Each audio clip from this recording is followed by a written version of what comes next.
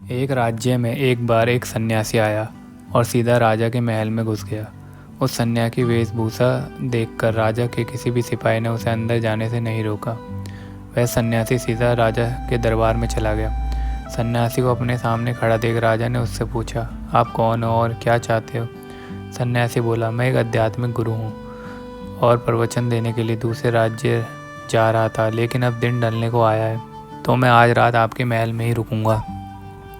रात बिताने के लिए बस मैं थोड़ी जगह चाहूँगा। सन्यासी की बात सुनकर राजा बोला, ये एक राजा का महल है, कोई विश्राम स्थल नहीं जो आप यहाँ रात में रुकना चाहते हैं।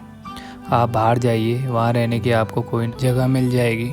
सन्यासी ने राजा से फिर प्रश्न किया, महाराज क्या मैं जान सकता हूँ कि आपसे पहले ये महल किसका था?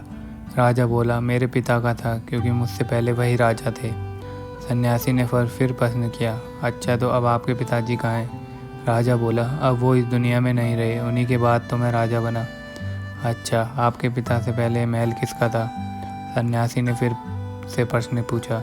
राजा को अब गुस्सा आने लगा, लेकिन फिर भी उसने शांत होकर जवाब दिया, मेरे पिता से पहले ये महल मेरे दादाजी का था और अब वो भी इस दुनिया में नहीं है। अब सन्यासी बोला, ये जगह जो ना कल तुम्हारी थी और ना ही तुम्हारे जाने के बाद ये किसी और की होगी। इस संसार में लोग कुछ ही समय रह पाते हैं और फिर चले जाते हैं। जहाँ हम अपना समय बिताते हैं वहीं हमारा विश्राम स्थल है। ना तुम इस अपने साथ लेकर जा पाओगे, ना ही कोई और। बताओ, ये महल एक विश्राम स्थल नहीं है तो और क्या है?